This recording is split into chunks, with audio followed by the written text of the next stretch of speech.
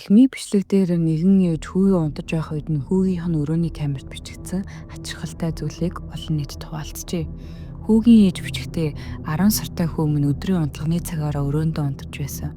Би хүүгээ камераар харж байхдаа нэг хачин зүйл анзаарсан бөгөөд яг юу байсан гэдгийг нь ойлгоогүй ч би одоо хүртэл айж байна нэмэжээ. What the hell is this thing?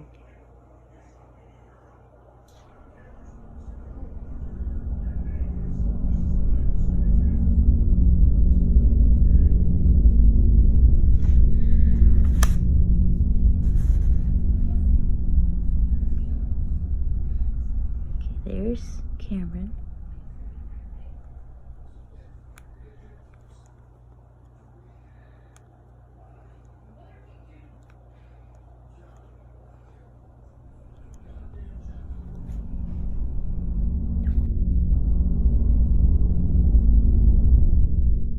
Орны төмөр хашааны цаана яг л хүүхдийг ширтэж байгаа мэт нэгэн царай харагдана.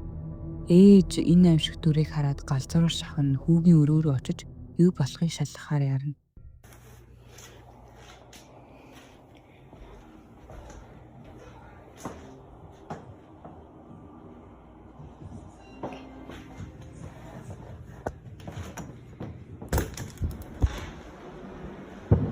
The hell?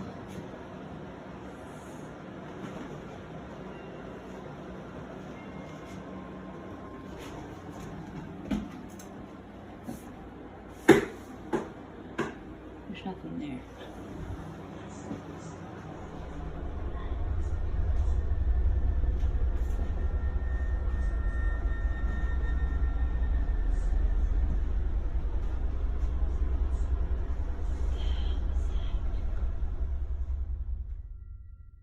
Гэтэ хамгийн ачирхалтай нь бичлэг дээр байсан царай өрөөнд очиход байхгүй байв.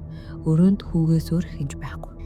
Үүнийг харсан зарим хүмүүс парадолия буюу хүний тарих санамсаргүй дүрсүүдийг царай мэтээр харах үзэгдэл байж магадгүй гэж үзэж байгаа. Магадгүй хүүхдийн тоглоом эсвэл орны дэрэгдэх хэвсэнцэр зэрэг нь царай шиг харагдсан байж болох. Гэхдээ ээжийн хэлснээр тэр тоглоомуудыг хөдөлсөний дараач тэр царай камераар харагдсаар байгаа гэв. Энэ бичлэг хэний ч санааг зовоохоор үнэхээр сүнслэг зүйл байсан уу эсвэл гэрэл сүдрийн тоглолт байв уу? Тайлбарлахад тун хэцүү.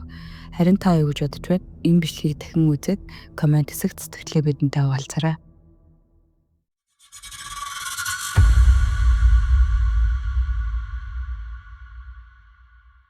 YouTube дээр Shika the Cat гэх нэртэй нэгэн YouTube сувг байсан бөгөөд өмнө нь эзнийхээ дижээдэг Shika нэртэй муурны тухай олон бичлэгтэй байжээ. Гэвч тодорхойгүй шалтгааны улмаар сувгийн эзэн бүх бичлэгүүдээ устгаж зөвхөн 3-ыг нь л үлдээсэн байна. Тэр 3 бичлэгээ бүгд гэртэн тохиолдсон учир бүтүүлэг үйл явдлуудын тухай бөгөөд ямар нэгэн шалтгаанаар эзэн муураа бичгээ болж гэртэн болсон ачирхалтай зүйлсийг баримжуулахад бүх анхаарлаа хандуулсан бололтой.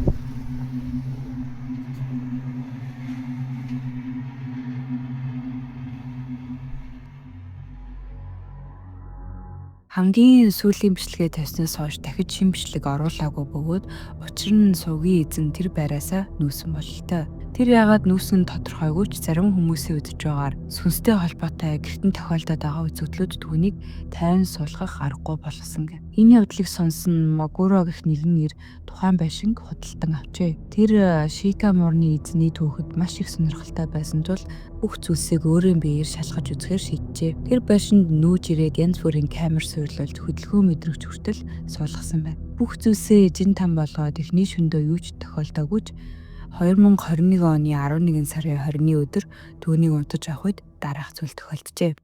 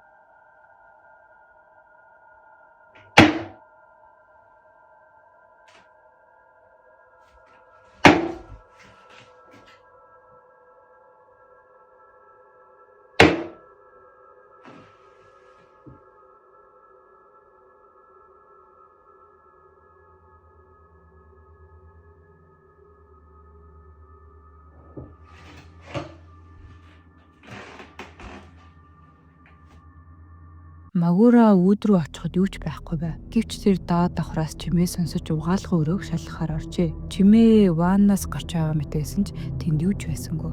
Энэ чимээг сантехникийн асуудалтай холбоотой гэж үзэж болох ч 11 сарын 25-нд Магура камерын бичлэг дээр сантехникийн асуудлаар тайлбарлах боломжгүй зүйл баримтжуулжээ.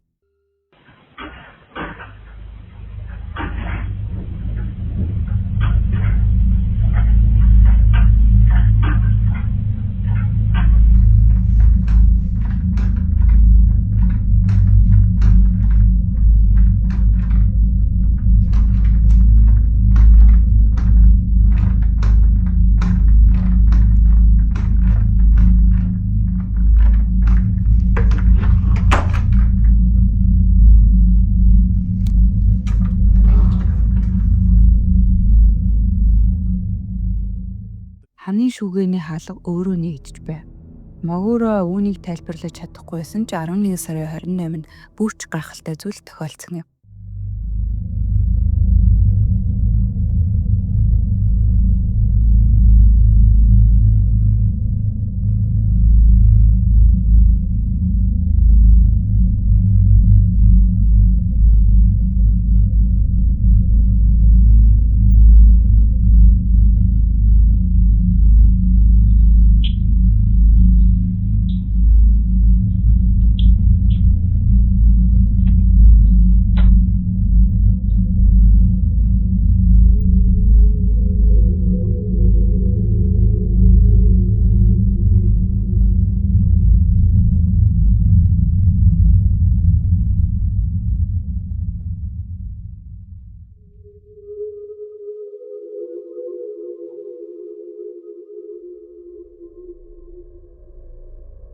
Угаалгын өрөөний хаалга өөрөө хаагдана.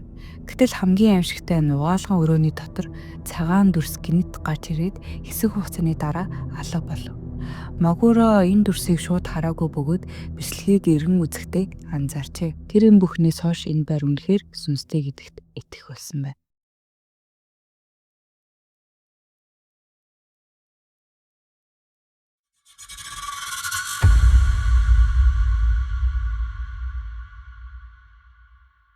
Хамгийн аимшигтай зүйл бол сүнстэй байшинд амьдрах төдий бус харин энэ нь сэтгэл зүйд хэрхэн сөргөөр нөлөөлдөг явдал юм.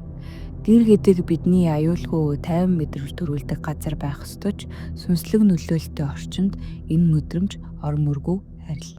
Ли хэмээх нэгэн залуу энэ мэдрэмжийг удаан хугацааны турш мэдэрч иржээ. Харин саяхан тэрээр нэгэн хачирхалтай төвшөр төрүүлэм зүйл камертаа бичиж авч чадсан байна.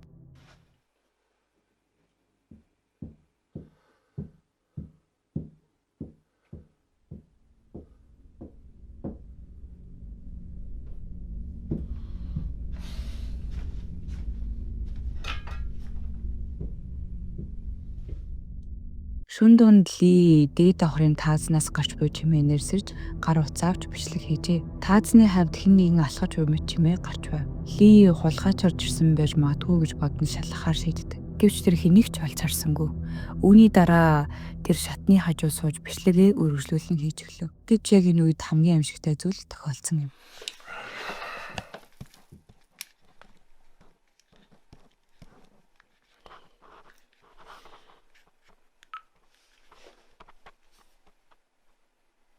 Whoever's here, making all that sound, speak on this device.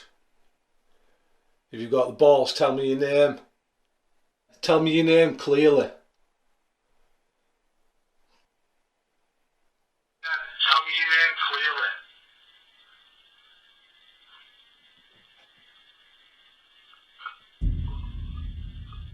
Something there again.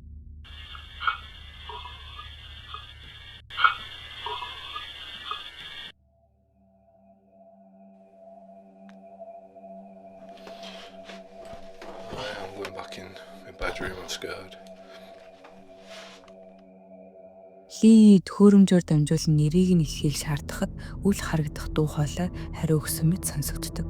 Энэ бүх явдлаас хойш Ли өөрийн байшинд нь ямар нэгэн зүйл оршин тогтнож байгааг огтхон ч эргэлзэхгүй болжээ. Ли үнэхээр сүнслэг оршихуун дотлохойг баримжуулсан уу? Эсвэл зүгээр л энэ бүх зүйл тавилт байсан уу?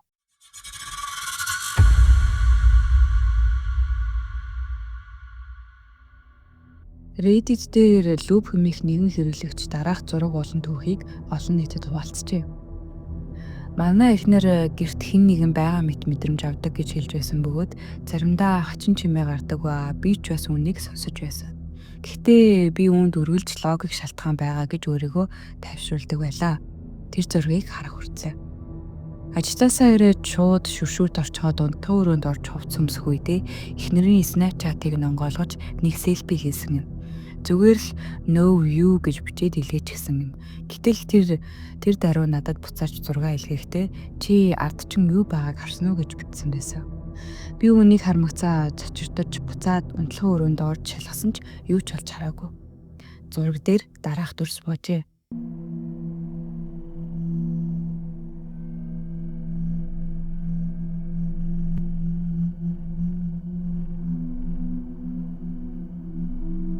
Зургийн арын хэсэгт нэгэн царай харагдаж байгааг та бүхэн харсан баг.